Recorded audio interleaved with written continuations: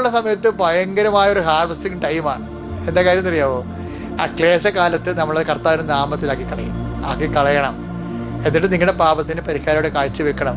അപ്പോൾ എന്നാ പറ്റും? അതൊരു പരിഹാരം തന്നെയായിട്ട് മാറും. അപ്പോൾ നിങ്ങൾ വിശുദ്ധിയിലേക്ക് വരും.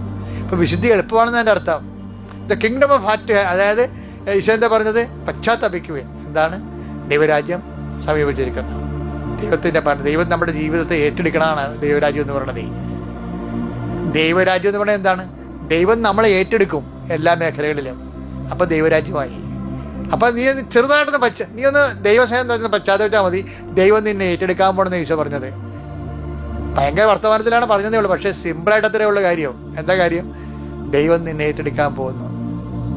നീ പശ്ചാത്തപിക്കുക. ദൈവരാജ്യം നിന്റെ വിരൽത്തുമ്പിലാണ്, അറ്റത്താണ്, നിനക്ക് തൊടാവുന്ന രീതിയിലാണ്. ഇപ്പം ഇത്ര അടുത്ത് വന്നിരിക്കുക. ഇപ്പോൾ ഒരു നല്ല കാലം, വളർച്ച കാലമാണ്.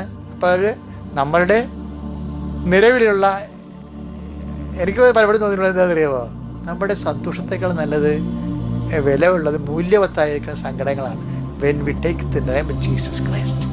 കർത്താവിൻ്റെ നാമത്തിൽ നമ്മൾ എടുക്കാനുള്ള വിശ്വാസവും ദൈവസ്നേഹവും പ്രത്യാശയും ഉണ്ടായാൽ മതി. അതുകൊണ്ടാവണം. അതങ്ങനെ ഈ സഭാ വളർച്ചക്കാലല്ലേ ഇത്.